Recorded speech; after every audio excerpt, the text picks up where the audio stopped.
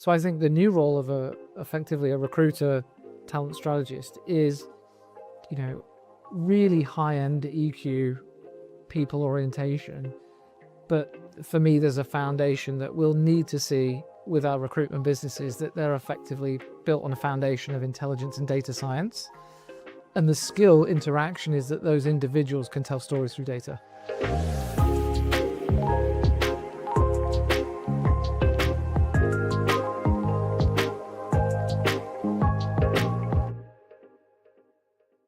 Adam, absolute pleasure to talk to you here at Talent Connect UK.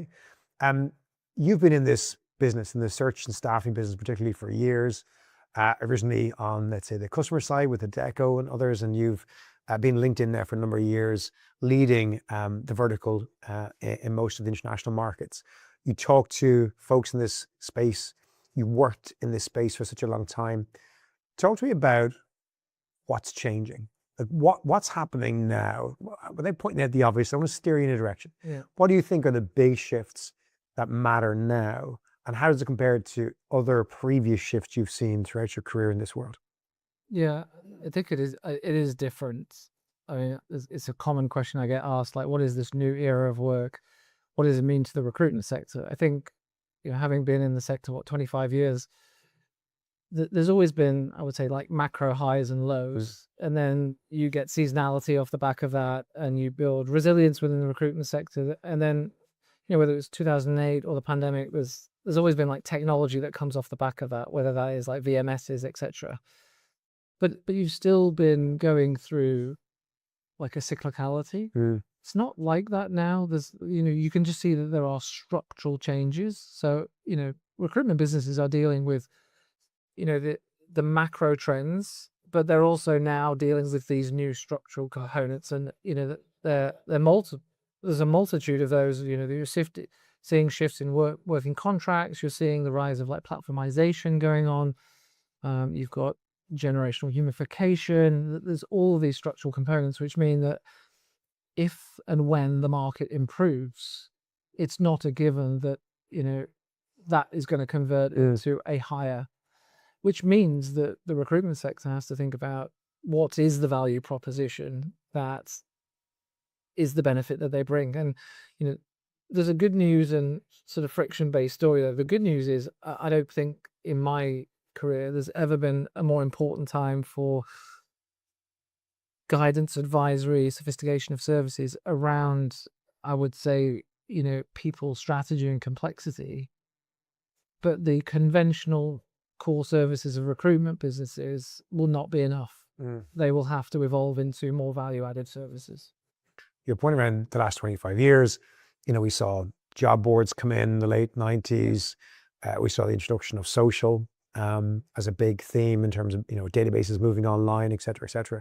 Fundamentally, though, the work of staffing didn't really change, right? Like, you added technology, you were still using a firm to find candidates for jobs and to help you with your hiring, right? Is that not just the same? Like you mentioned the structural changes, apart from obviously the economic cycles, and they go up and down, and we're down in some markets like the UK and Europe at the moment. But like the structural service that's being delivered, how is that different? Or how is that changing this time? Or how do you think firms are perceiving it to be changing? I think it is different to the rise of a VMS, ATS, job boards, because I view them as like channels and tools. So the workflow of a recruiter hasn't really changed. It can be speeded up or slowed down depending on where you're on the value chain. I think what you're seeing now is that there is technology capability, and I don't deliberately just say AI, I say like emerging tech, which is questioning what is the workflow of a recruiter. So there's now questions that recruitment businesses, and it's not just recruitment, right? There are many businesses being asked of like, what do we not need to do anymore that can be fully automated? What is human in control? And I'm quite deliberate on not in the loop, in control. And then what capacity is built to build new offerings or to do more with the same? And I think that is different. Now, are many businesses, putting down the blueprint in recruitment and saying we need to redefine the role of a recruiter and redefine what we need to do? Some are, but I think they're the minority. They're the pace setters, but they're the ones that are going to be, defining with that additional capacity, what are the new value adds that the customers might need? And it could be diagnostics, it could be advisory, it could be statement of work. But I think there's many things that their end customers need right now that they didn't need 2 years ago. I was listening to your conversation with Dan Reed that you just came from on the main stage. And it got me thinking of an analogy around, let's say, buying stocks. When we started recruiting, to buy a stock, because I was a recruiter earning good money, thought I'll invest in the stock market. It was painful. You had to find a broker. That broker would have to purchase a stock in a company for you. They charge you a fee. It would take some time. There was big fees in disposing of them. It was a bit of a pain. Now you can just go on to Revolut and you can buy stock, or you can buy Bitcoin, or you can buy whatever the hell you want, right, in seconds. And I think about, finding talent, there was a lot of friction and administrative stuff and people who were brokers in the middle who were necessary to get you to the talent. Now you've got tools like LinkedIn's hiring assistant that can give you qualified, available, interested talent at the end of a workflow. It doesn't mean that if you look at in the investment world, we no longer are free of the need for investment advice. Investment advisors do different things now. You still need someone to tell you what to buy. You've all this information. You can buy stocks. You can buy investments really quickly. But it doesn't take away the industry. To your point, new products evolve, new services are required. And when I think of recruiting and listen to you talk to Dan, it's like, hang on a second. We just have new, maybe higher value services that we need and can be offered. You did mention that, well, first of all, I'll stop there. What do you think are the things that are more analogous to the old world of having to go through the admin of buying a share in a company, that are, what are the recruitment equivalents that are going away or gone away in some respects, first of all? I think it's very clearly like top of funnel. The top of funnel being, your active engagement, you've got your outreach, your pre-screen, you've got your shortlisting, all of those things that are effectively low complexity to automate, and, lower dependence on effectively recruiters. And also those are the areas that there's been like margin pressure, for example. And I am in no doubt, to your analogy, that there is huge value in the human recruiter. It's just shifting the dial to where that value is created. And you could pivot the comment the other way, which is, how much of recruitment in the last decade is where recruiters have been doing stuff that they were not hired to do, or maybe they didn't enjoy. And if you did hire them to do CRM hygiene, that's not the skill that you wanted them to do. So, I think there's an unleashing component here to the industry. Is like, I spoke to one recruitment leader. I said, if you were to look forward 18 months, what would you like to see for your teams? And he said that they just enjoy doing recruiting again. The human contact, the persuasion, the empathy, the negotiation, the assessment of cultural fit, all of these things are really, empowering for a recruitment business. I feel like it's the two old guys in recruiting talking about what we loved to do when we first started recruiting, before all the admin and the tech got in the way. Yeah. I've heard some of your colleagues frame it as thinking about 3 buckets. One being a bucket of activities that absolutely should be automated, technology can do better, that no human wants to do anyway. There's no real value in a human doing it. The second bucket being where the human can be augmented, improved with better insights, knowledge, information at hand. And third being a bucket of things that only a human can do really, really well. So, one, would you agree with that kind of framing? And if so, how would you then position it from bucket 2 and bucket 3? What are the kind of products out there? What are the kind of workflows that fit in bucket 2, maybe the support the human, and bucket 3, the human's best at? I think it depends on I don't think you can generalize that, and I'm not disagreeing with you, but if you're thinking about blue collar temporary work, the ability to your bucket 1 is much more extended. You see many recruitment businesses that are margin pressurized. They've had high costs of branch based models. It's not what the candidate wants. We acquire anything domestically in our life. We want it frictionless and personalized. And we want that for our careers, and that's what candidates are demanding if it is a repeat temp assignment. So the bucket 1 becomes much more extended into that. And will we get to an environment where it's fully platformized or maybe not, because there's still a component of risk and regulation, which the recruitment industry has expertise. But we've just come from a session where somebody was talking about search. I think if I were looking and you were looking for a job, there would be less of bucket one, because I'm probably going to be a passive seeker and I want confidence, I want expertise, I want trust, I want integrity in that journey. And I think you have to also throw in, trust for me is everything, going forward. And that is also where the expertise of the recruitment firms are, that services and trust wrap around, where if knowledge is available, then they're going to be looking for the expert behind, and that is the recruitment professional. And I don't see that going away. There's been a lot of talk about a phrase, talent advisor.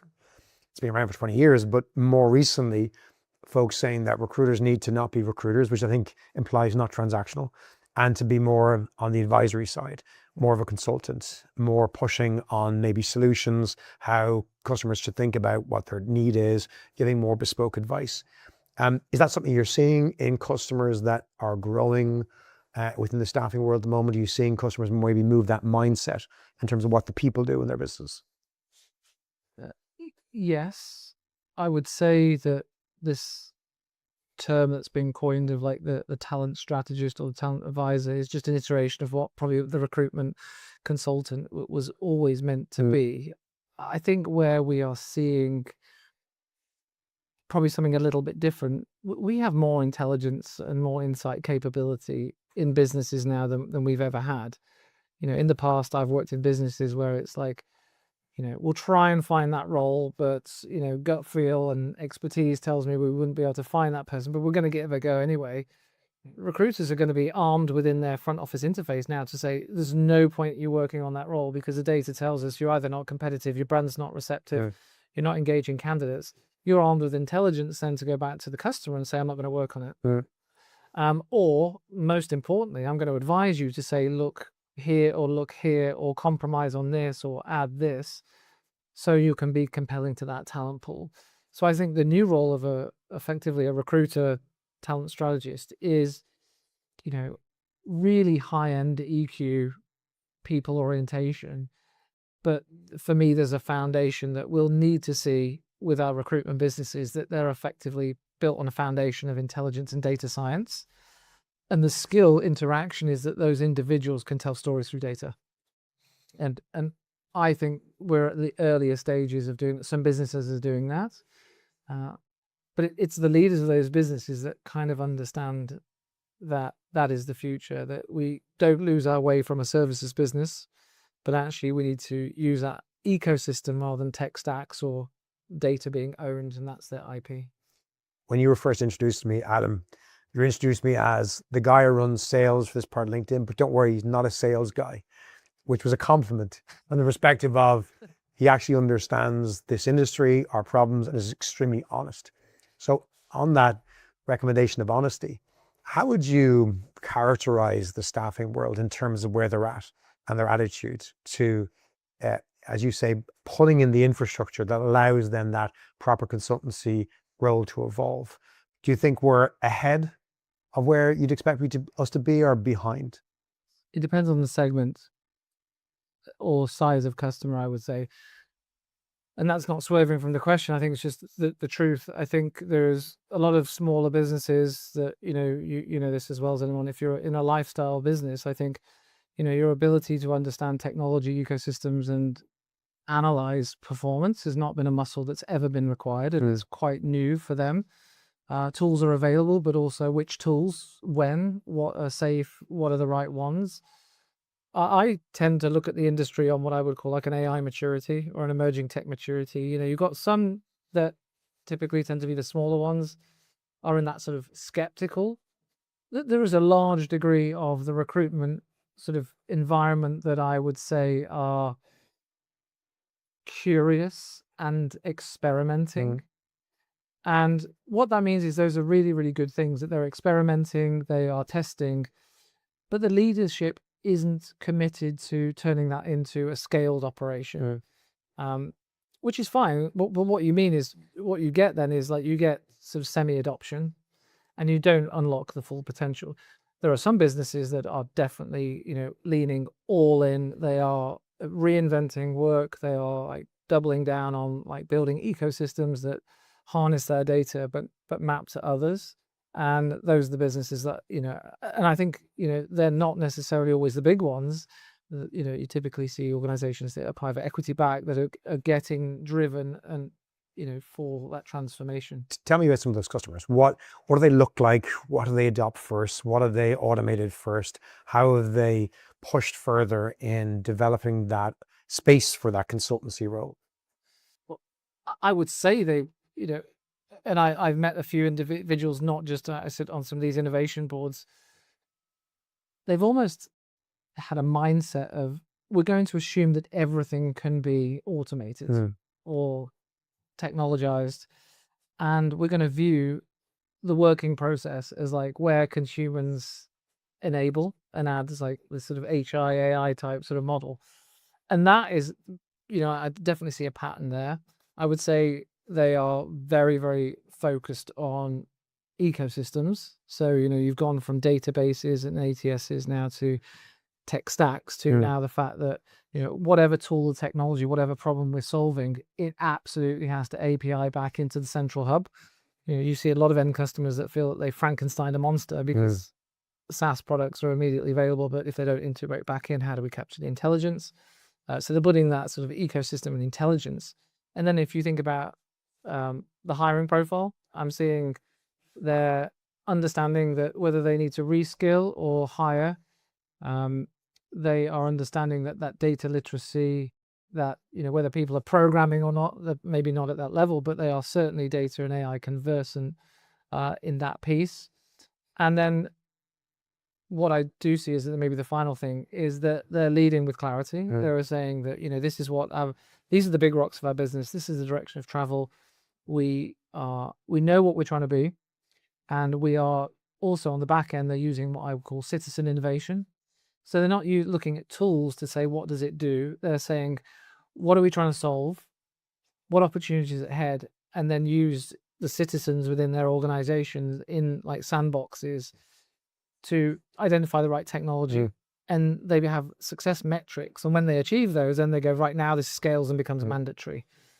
But they don't have to know everything, but they have to create safe environments, but they know the points of where something becomes successful. And last question, if that's what the organizations look like and how they operate, walk me through what you see as being the typical characteristics, behaviors of the modern recruiter, the recruiter who's doing well, the consultant who's doing well. How is their skill set changing? How is their attitude changing? And again, maybe frame it perhaps in a way that you could advise anyone listening on what they should be looking at developing skills in the future to maintain their career and grow their career in recruiting. I think at a very top level, that there is a mindset of those recruiters are viewing the world of what's possible and not what's left behind. So there's almost this thirst of like, and I have this in my team. I've got some incredible people that just have this sort of what I would call like a 10x mindset. And they're just a sponge. They're looking at every technology, thinking about use cases. How can I apply it? How can I get back?